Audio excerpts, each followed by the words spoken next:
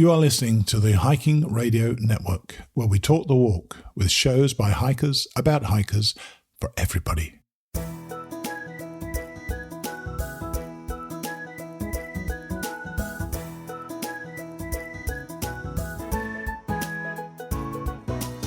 Mighty Blue on the Appalachian Trail, the ultimate midlife crisis. Join Steve and his guests every week as he staggers from Georgia to Maine.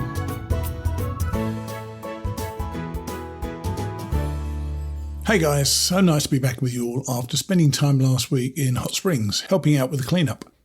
You're listening to Mighty Blue on the Appalachian Trail, the ultimate midlife crisis, and I'm going to be telling you something about last week after our main interview.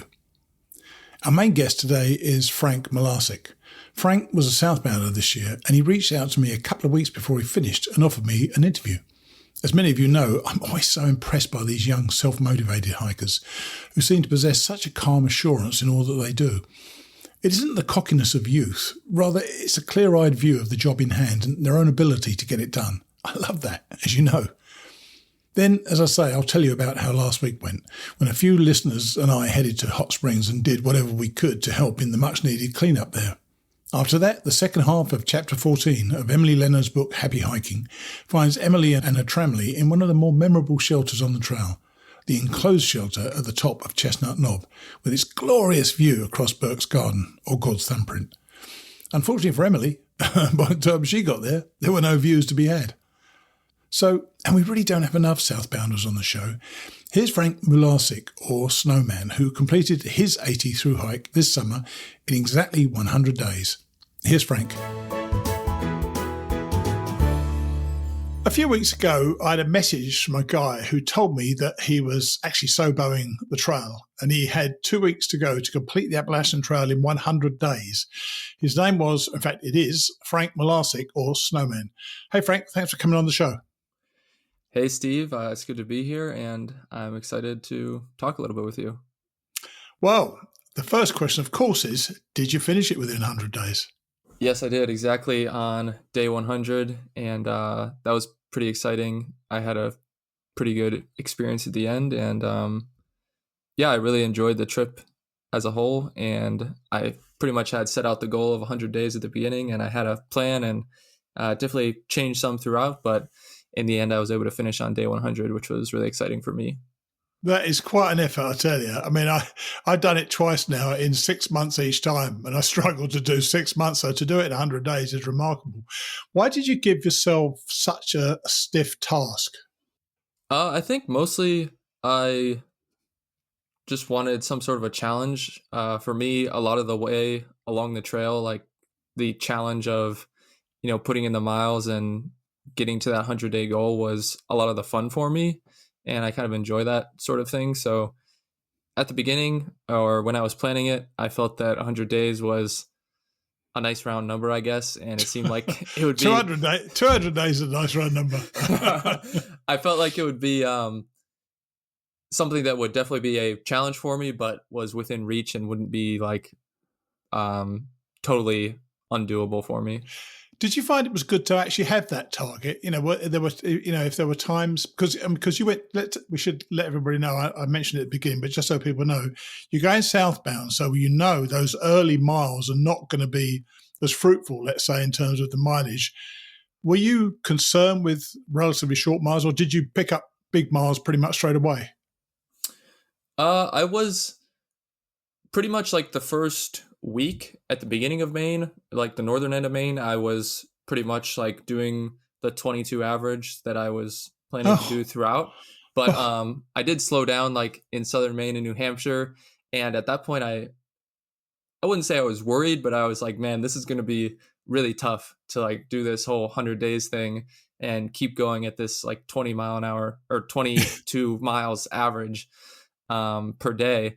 But once I got out of the whites in the very southern part of New Hampshire and then into Vermont, those first few days, everything was just so much easier. And I really got like a lot of confidence just in those few days. And I just felt like I could do it then. And I was a little cautious at that point too, because I was like, well, this this seems a lot easier at this point. If the rest of the trail is like this, it's not going to be like super hard. But then I was thinking, well, maybe it's going to get harder again. So I'm trying not to get too excited. But you know what? It's good to have those goals in mind. I'm sure. But did you ever feel yourself ever rushing to make the goal? I mean, for example, when you had a week to go, how far did you have to go? So I think the last week wasn't as much in mileage. I think the last week was under 150 miles, which was definitely less than I did most of the other weeks. That's hilarious. That's, to me, it always makes me laugh when people say that. Oh, it's 150 miles. I think by the last week, my like daily average that I had to hit was a little bit under 20. So nice. It was a little bit. But at that stage, though, were you still enjoying it? The goal of doing 100 days is great, but did you kind of want it to last a bit longer? Because it kind of gets over pretty quickly, doesn't it? I don't think I really wanted it to last that much longer. I think by the end, I was kind of ready to be done a little bit. Okay. I mean, if it had gone a few more weeks, I think I still would have enjoyed it for sure. But I felt like when I was on the trail, time went rather slowly, in the sense that I was really able to feel like I was in the moment and enjoying it like the whole time. Great. That's a good thing.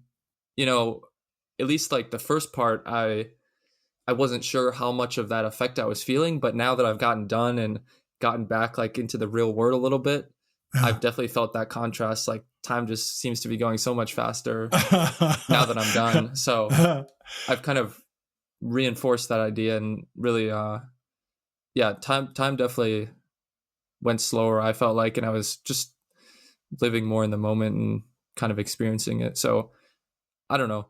A lot of people along the way make it seem like doing it so quickly was going to make it not as enjoyable, and I wouldn't be able to enjoy the towns as much and stuff like that, which I get to some degree, but I definitely felt like I still got to enjoy some of the towns and have like meaningful connections with other people and stuff like that. So you know what? All that matters is that you were comfortable with how you did it. That is literally all that matters. It's no one else's hype but yours. And how long has this been on your radar then? You're a young guy. You're 22, I believe. 22? Yeah, 22. Right? Yeah. And how long have you been thinking about doing this? And when did you actually commit yourself to doing it?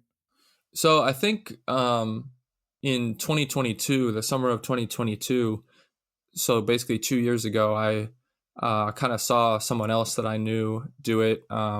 He was kind of in a much different life situation than me and everything, but he posted some videos online about it and stuff like that. So I kind of watched that and thought that was pretty cool. And I mean, I definitely heard of the trail before, but hadn't really considered doing it. And so at that point, I would say it kind of got in my head. And then I basically was thinking, oh, well, I'm going to be graduating college soon. I think it'd be a good time to do it right after I graduate. So probably about this time last year, like sometime in the fall of 2023 is when I kind of committed to it, or at least said, I'm doing this when I graduate. That's kind of my plan.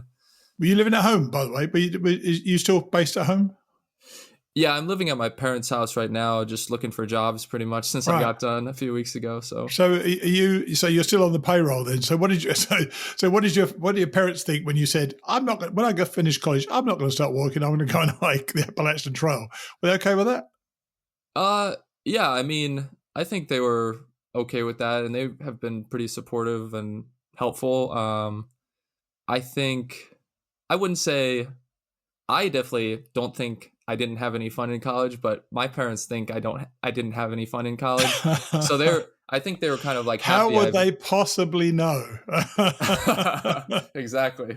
So I think they were, in some sense, probably a little bit happy that I'm going out and like doing something fun and like good, not just being on like the grindstone of like college or working or whatever, so. Right. Yeah. You know what? It's a great attitude. I think that's great. And you've been SOBO, as we said.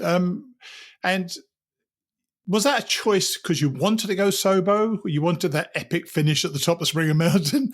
Or was that because it just fitted in with graduating? Yeah, I think my original kind of like inkling of going SOBO was just because in my mind, I thought, if you're going NOBO starting from Springer, you're probably starting like February, March, April. And I knew I wasn't going to be able to start till the end of May, early June. So I figured going SOBO just made more sense. And also, it didn't though, Frank, did it? Because, yeah, you started the 5th of June, I think it was, and you finished the 12th of September. So you could easily have gone no, but you know what? Fine. Go SOBO. You've had a great adventure. So why would you not want to do that? And so you graduated. And what did you graduate in, by the way? Yeah, I studied computer engineering at the University of Cincinnati and just graduated this spring. All right. So when was graduation then? I think it was like the last week of April. I didn't actually go to graduation, but so you could have started in April then.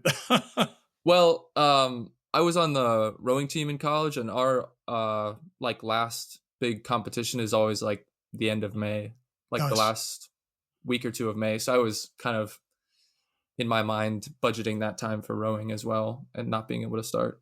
Cool. You're active guy. So you're obviously fit. That obviously helped you as well, get those miles in, because rowing is a massive body workout, isn't it?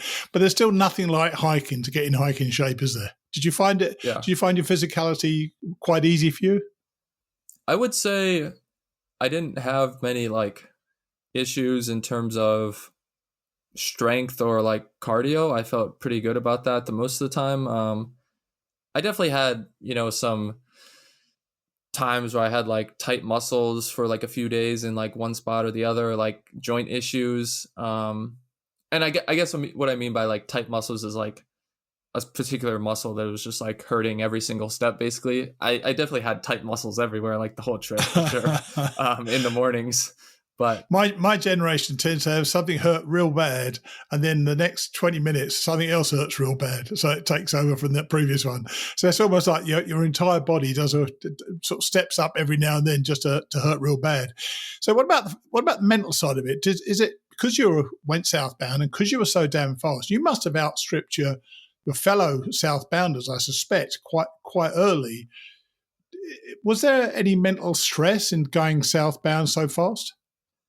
No, I don't think so. Not really. I mean, I feel like I'm a fairly independent person in general, so that wasn't that big of an issue. And I definitely, saw plenty of people most of the way. I definitely saw less people, the southern half, but sure, I was still seeing people. There's section hikers around, and I saw, I don't know if I want to say a lot, but at least a decent number of flip-floppers in the southern section that were, also going south. They just had started earlier than me. So I definitely saw other people along the way. I think the community experience is quite an important part of the trail, And did you find when you were going south, of course, I presume all the hostels were still open, were they? Or were you not really into hostels? You tend to stay on trail? Yeah, I didn't stay in many hostels, but there were, I guess I definitely stayed in more hostels in the southern section, like the southern half, than I did in the northern half. And there were definitely a number of them that were not open or like, pretty much not open in Virginia and stuff like that, I recall. But yeah, that wasn't really not an issue since I wasn't really having much of a plan of staying in hostels. But. So you spent 100 days and you spent most of those out on trail, I presume then. So were you an experienced backpacker at this stage, or had you done much? Yeah, I'd done some backpacking trips. I was in Boy Scouts, and so we did a couple backpacking trips of like 50 or maybe 100 miles at a time, but definitely nothing as big as this. And it was also a little bit different in that situation because you were with a group. So like all those trips were like 5 or 10 people for the most part, I think, in my group, other scouts and stuff like that. So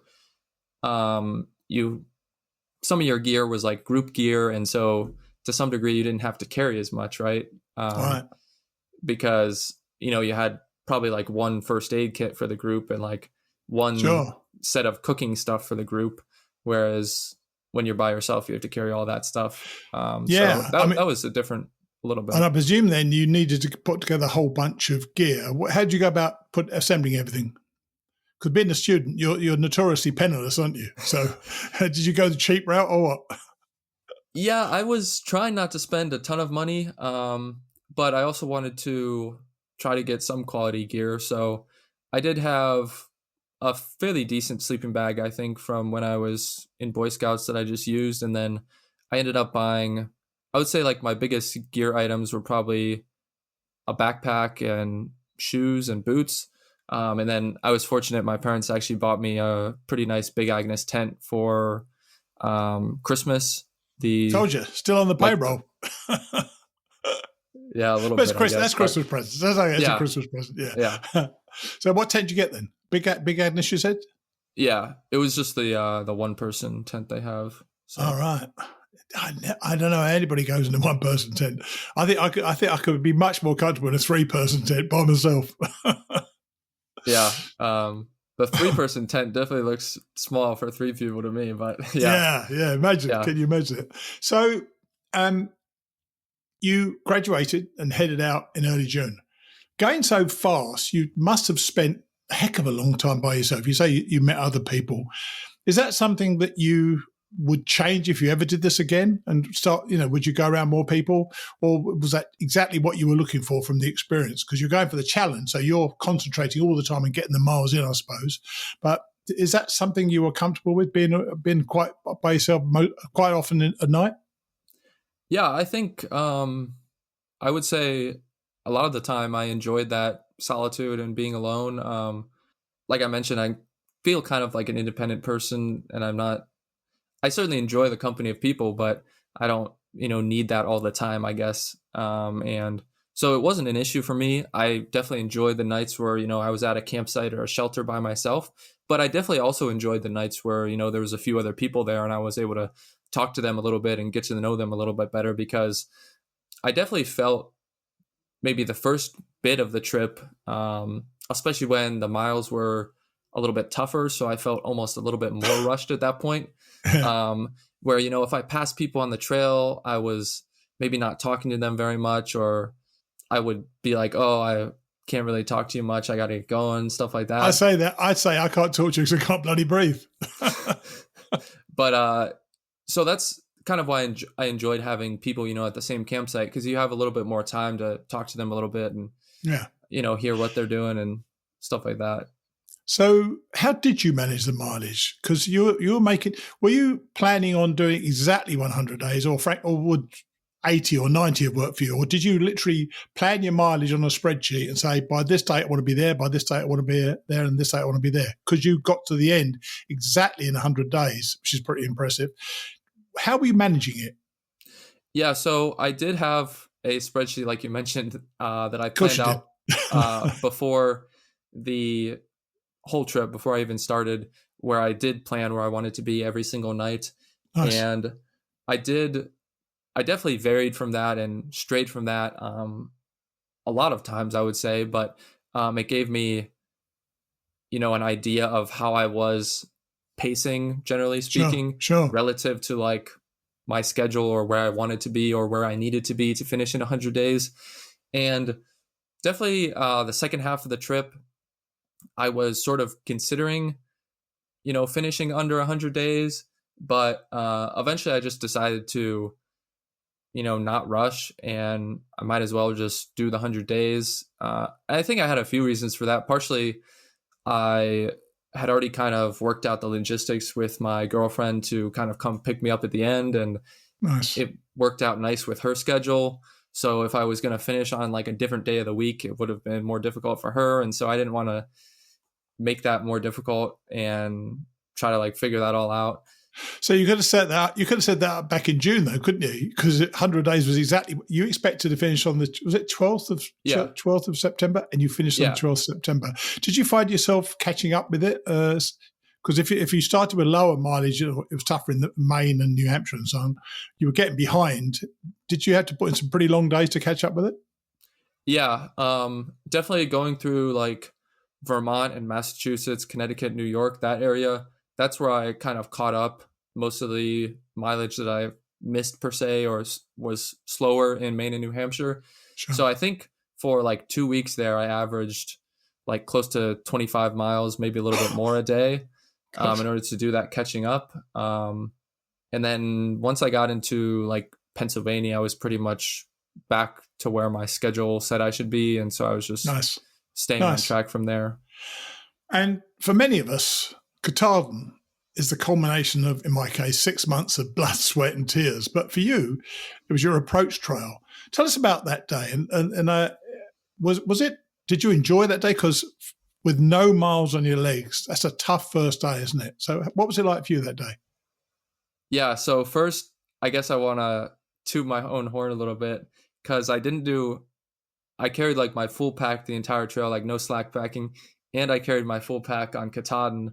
Oh. And so for me, plus that was like 6 days worth of food to get through the whole 100-mile wilderness. So Katahdin was definitely tough. But you made it tougher. Yeah, I guess it was very rewarding and I really enjoyed it. I don't, regret the way I did it or whatever. It was so fun. I had pretty good weather and just absolutely incredible views, and that few mile or two, whatever it is, of just like rocks and boulders and stuff was pretty cool. Yeah. I thought. So yeah, it was definitely tough. And I climbed up and down Katahdin, and then I did like, I think 13 more miles that same day to get into the 100-mile wilderness. Really? Yeah.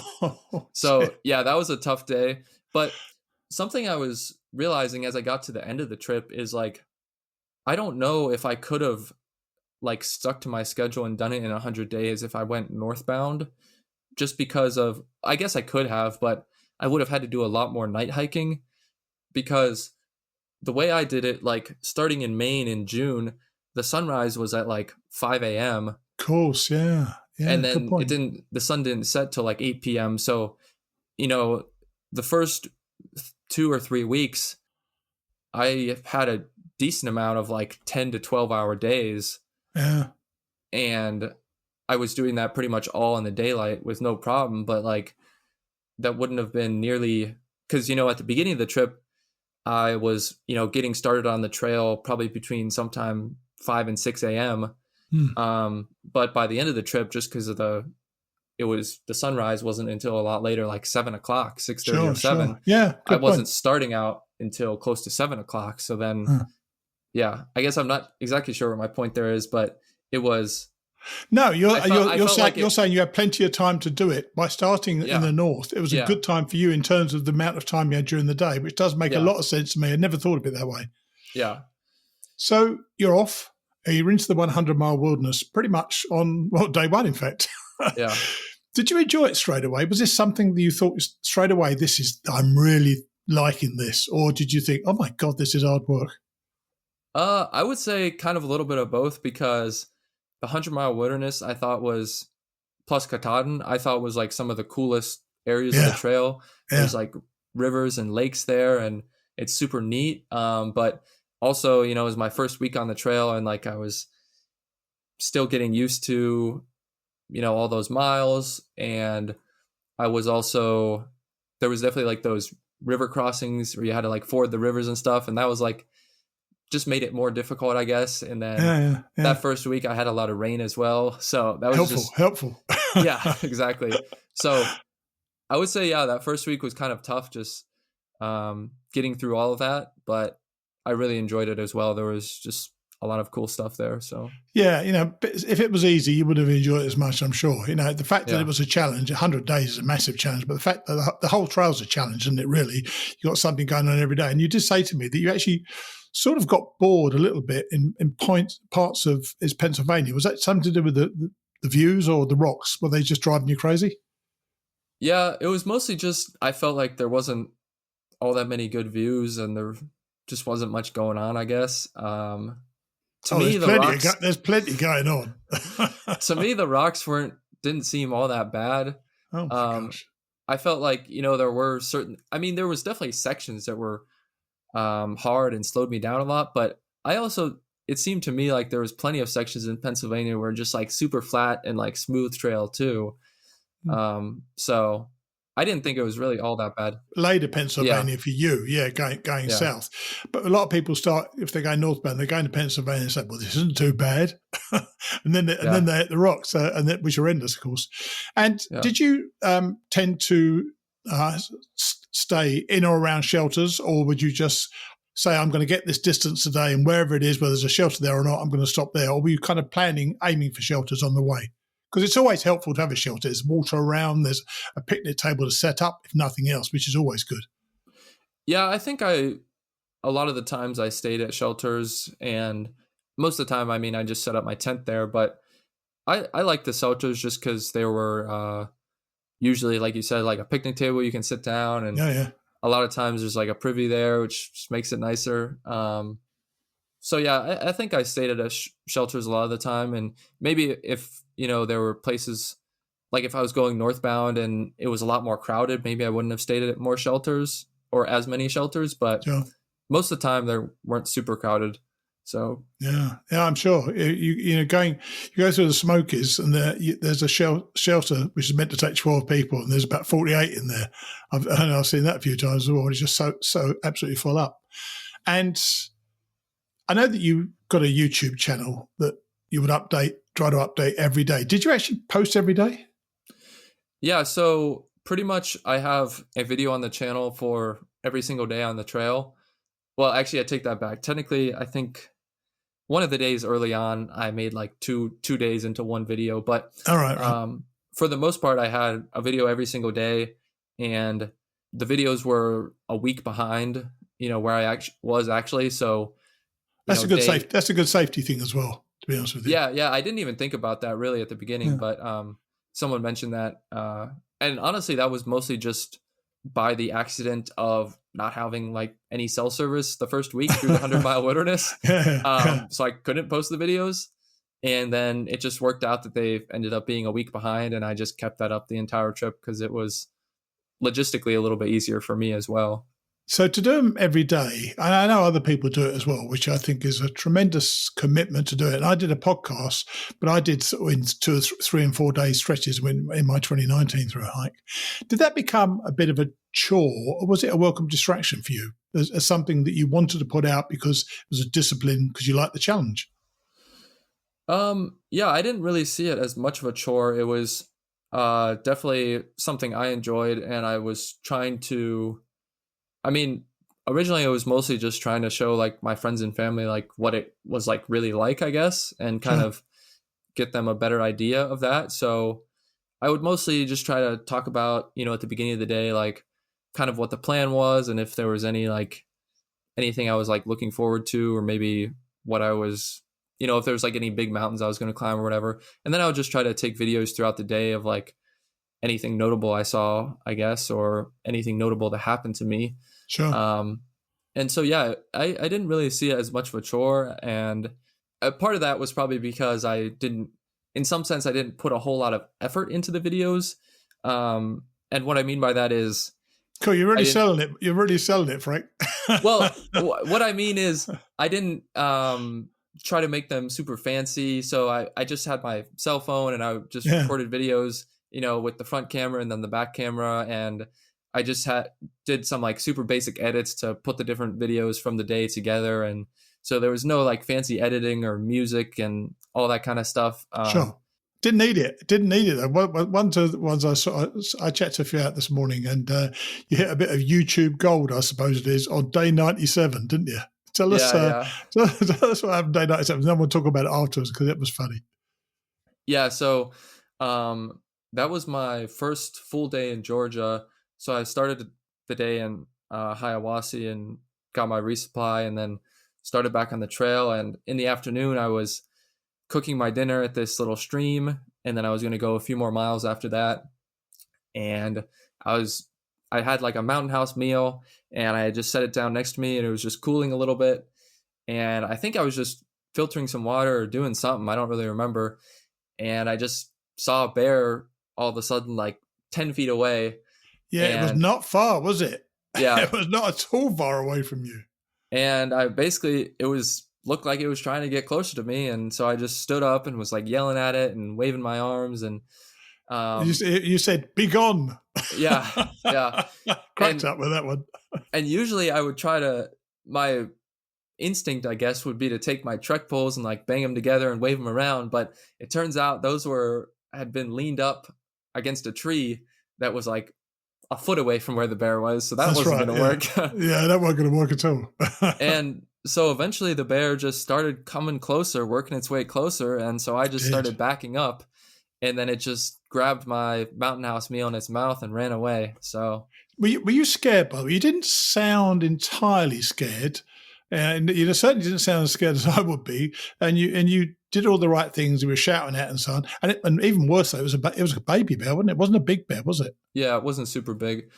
Yeah, I didn't really feel super scared. I would say by that point, like you mentioned, it was day 97, so I was pretty close to the end. And I would say you've probably seen a few already, hadn't you? And you've already seen probably some? half a dozen bears by that point. Right. Yeah. And none of them not that close, but not super far away from me either. And I hadn't had any issues with them really or anything like that. So I wouldn't say I was super scared, and I didn't think it was going to like attack me or anything. I was pretty sure it was just worried about my food. So yeah, I guess I wasn't scared. I was just kind of like frustrated that I hadn't noticed it. You lost your meal.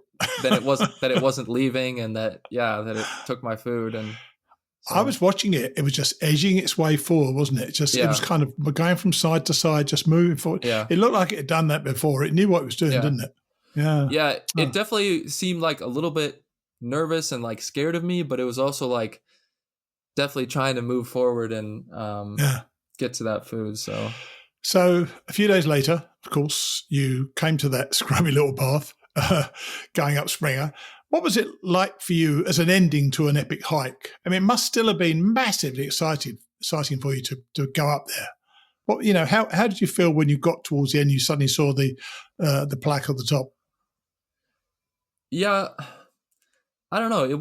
It didn't really seem all that exciting to me. Like I was definitely excited to be at the end and get there, but that's definitely one of the things I could see could be really exciting about a northbound thru hike is just that like huge challenge and like triumph at the end of Katahdin and for me, my last day was only like 7.5 miles, and it just wasn't that difficult or anything. And I just got there. I think I got to the end like before 8:00 in the morning. And really? So were you by yourself? Yeah. Oh, so kind of I don't know. It wasn't like super exciting for me. And I also knew that I was planning to go down the approach trail. So I knew in my head, I wasn't really done. I still had like almost 9 miles left, So Right.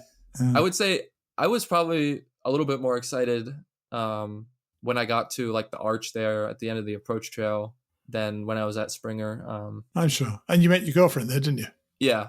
But another thing at Springer I really thought was cool is like I just sat there for a little bit and was like reading through the logbook, and I enjoyed that, I guess, and was able to like see some other people's names that I knew and just kind of, I don't know, I enjoyed sitting there for a little bit and reading the logbook. So I thought that was very cool. Very cool. Now, you've had a few weeks to consider the impact of the hike on you now. You've only had, I think, 2 weeks, 3 weeks, something like that.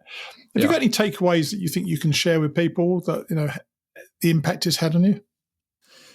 Yeah, honestly, I feel like it hasn't impacted me like nearly as much as I've seen it impact other people. I very much enjoyed it and it was super fun, but it hasn't like given me like some sort of massive mindset shift about many things. But I definitely will say it's made me, I guess, value alone time and just being out in nature even more. I definitely enjoyed those things before, but I think that's made me even more attracted to that. And I wouldn't say I'm like chomping at the bit to like do other big thru hikes, like out like the PCT or CDT or whatever, but I definitely want to give it time. It's definitely made me think of like a lot of other cool trips like in the US I want to do. And I think there's probably a lot of other really awesome stuff. And I definitely want to go back to some places on the AT and experience them again. Maybe some places where I didn't have great weather and stuff like that. So you graduated and you're still yet to join the workforce. Has the trail given you any new insights into what you'd like to do, or did you have a plan before you went, and you're going to go ahead with that plan to exactly do what you thought you were going to do before you left?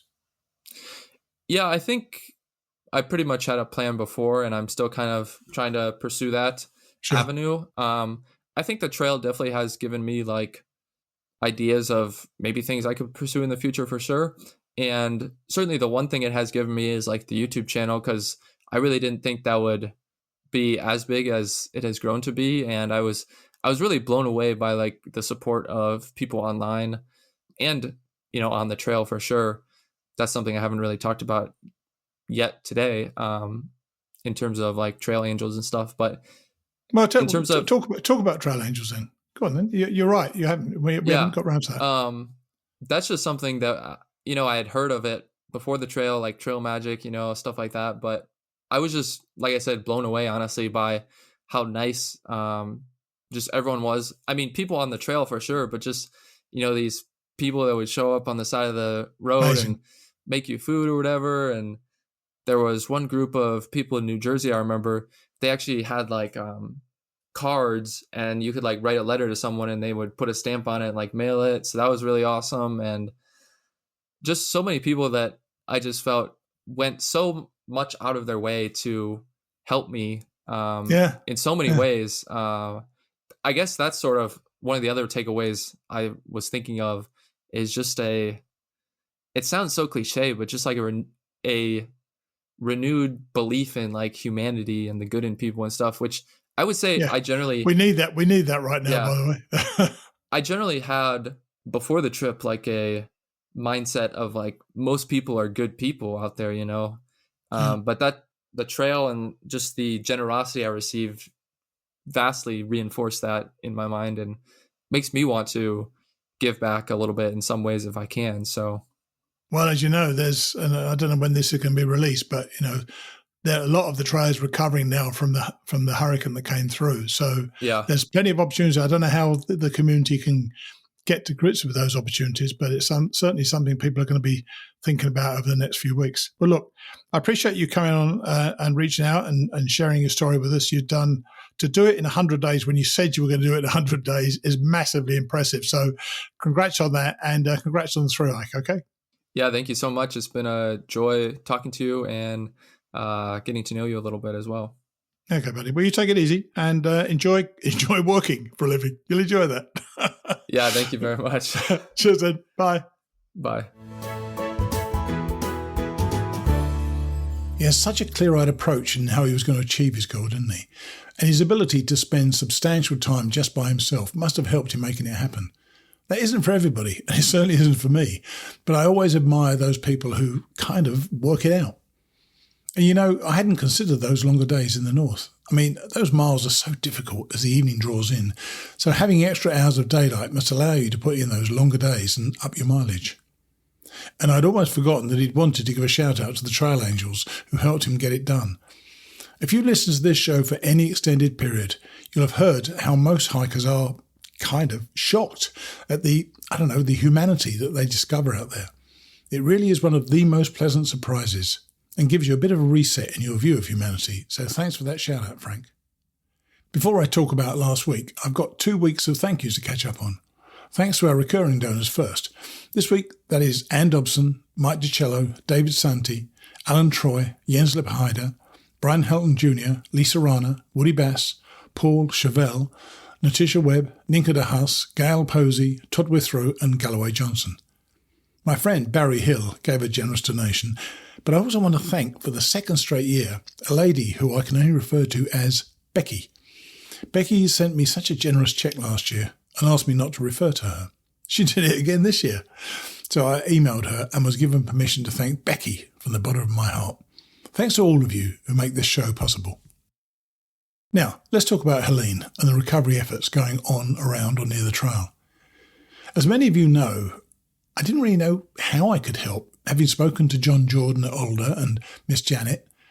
I understood that the needs were changing on an almost daily basis, and now that I've seen it, I can understand why that is. Last week, 5 of us headed towards Hot Springs, arriving there on the Monday morning and finding our way to the campsite. which was located in a field right next to the main drag, just past and north of the railway line. We met up, set up, then headed to Smoky Mountain Diner for breakfast. In fact, every meal, breakfast, lunch, then dinner, except for one evening, was at the Smoky Mountain Diner.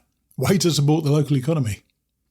My first impression of Hot Springs after Helene was the dust that seemed always to be in the air. Over the next few days, we were pointed towards various projects, ranging from shifting trash into a dumpster, using a sledgehammer to help break up a concrete slab. I've got to tell you, we didn't do it for very long, but that was freaking exhausting. We were also clearing dust and muck from basements, then flinging ruined furniture out from a poor old lady's house.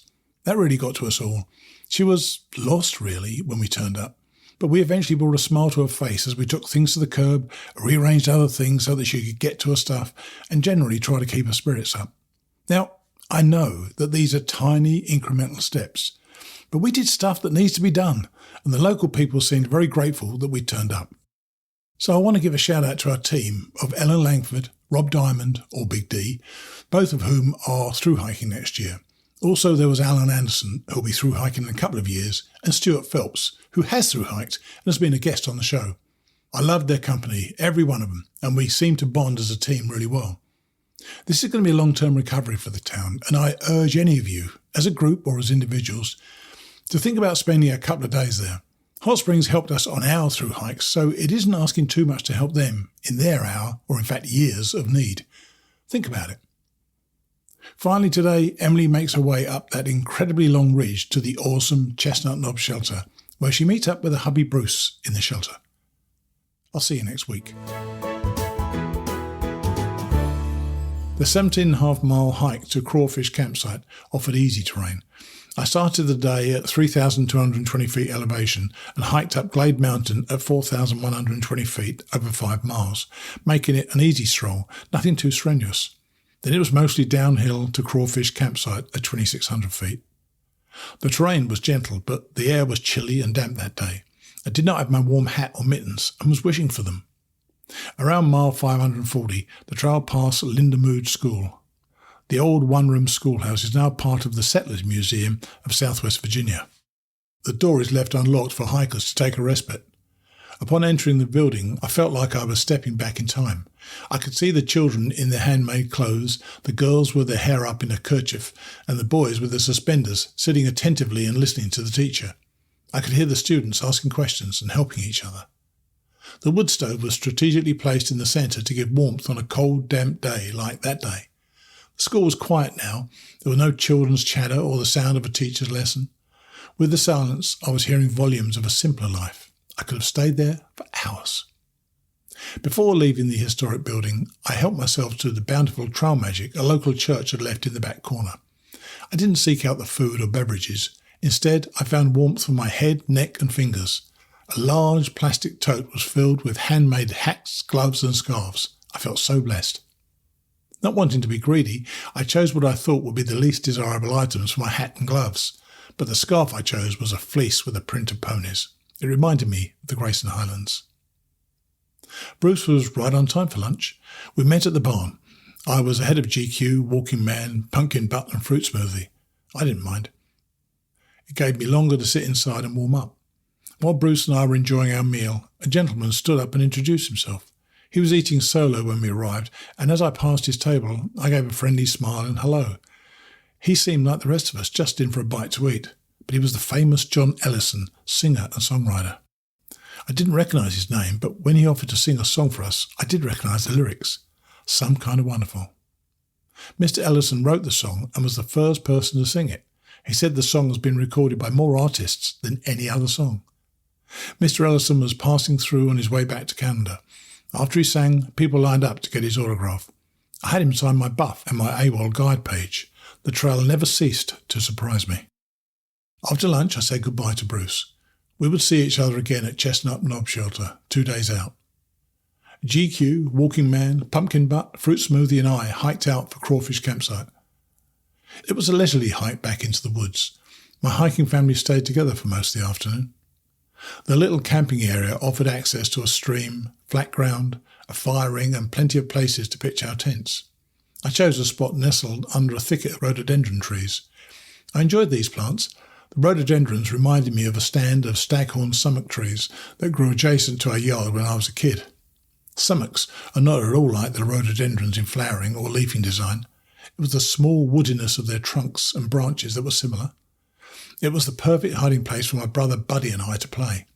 We felt like we were in our own little world. Several times on the trail, I was able to pitch my tent within a stand of rhododendrons, hiding me from everyone else. I felt like a kid once again in my own little world. After our personal evening chores were done, we all pitched in to build a fire. Another great benefit of those wonderful trees was the never-ending supply of dry, dead wood they produced. I'm not sure if using the debris fit a purist trail etiquette, but we used it anyway. We never cut or broke anything green. We only used what was already dead. My reasoning was that we were cleaning up the area, making room for new growth, like pruning a garden. It wasn't terribly cold that night, but the air was damp and had a chill. Besides providing a heat source for our suppers, the fire kept us warm. We sat around it, talking and telling stories as we consumed s'mores. The fire also dried out our clothes. In fact, it did too good a job. I managed to melt my neoprene knee brace. Lucky for me, I had a spare. After we were all fed, dried and ready for bed, we disappeared one by one to our tents. It wasn't long before the calm evening changed with a vengeance. The rain poured down and a storm thrashed all around us. I was so happy to be tucked in among the rhododendrons, buffered from the storm. As the thunder played out its symphony, I, surprisingly, was able to sleep. Storms on the trail were no longer bothering me. I wasn't sure if that was a good thing or not. The hike to Chestnut Knob was another 17-plus mile day, complete with clouds, cold, intermittent rain and wind. But I would always say, no matter the weather, it was a great day to be on the trail. Some days I believed it, and other days not so much. But a rainy, cold day on the trail really does beat a warm and sunny day at work. Besides, for some reason when it was cold and rainy and my feet were drenched, they didn't hurt as much. We traversed many fields on the way to the shelter. The last 3.5 miles was a steady push up over a 2,100-foot incline. I think it was a huge bald or farmland. I couldn't quite tell. It was so cloudy and damp that at times we could only see a few yards ahead. The shelter was a sight for sore eyes and our safe haven from the day's elements. Bruce was already there. Chestnut Knob shelter was completely enclosed. It had a door and even windows. 2 hikers were already there when I arrived. They occupied the bottom bunks next to the door, leaving a platform with room for 4 and 2 bunks above the lower platforms. One bunk was a single and the other was for 1 or 2, depending on how cosy you wanted to be. Bruce and I first claimed space on the lower platform. My hiking crew was right behind me. It would be a full house. Before they all arrived, another hiker arrived. He claimed the smaller bunk. That now left 3 places for 4 people. Pumpkin was going to take the last bunk, but Bruce and I decided to cuddle up on the top bunk since we were a couple and wouldn't mind the closeness. That gave the remaining platform to my hiking buddies. No one wanted to set up outside at 4,400 feet on an open field in the cold rain. We assumed it was open. We still couldn't see anything. By morning, the drizzle and the rain had stopped. We were lucky. We woke to only a light frost. The fog lifted also, and we could see down into the valley of the quaint village below.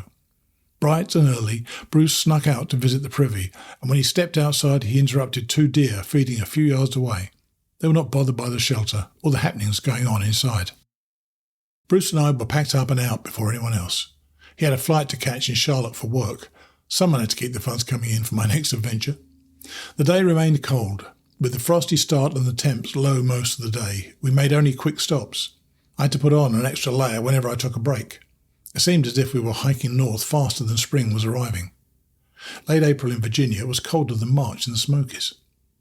The last several days of cold and rain were wearing on me again. I just wanted to be warm.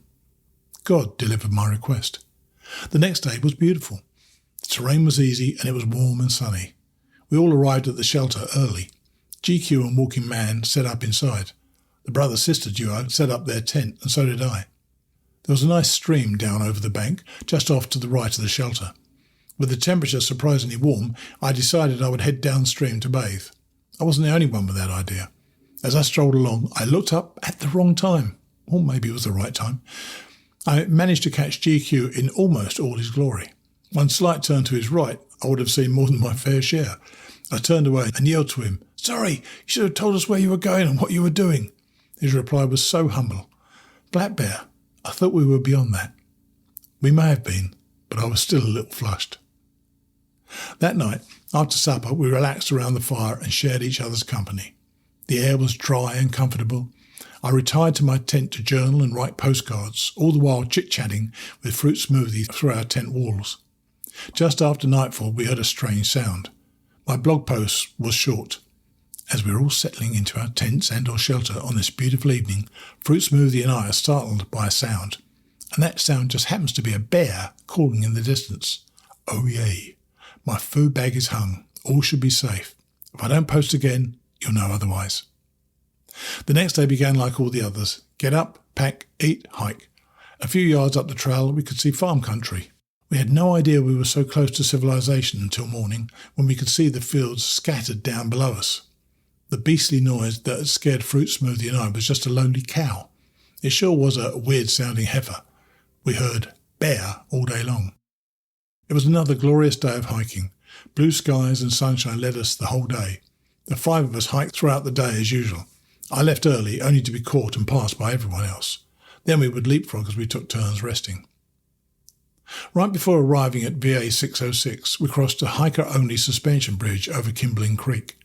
The long, narrow wooden bridge swayed and bounced as we travelled its length.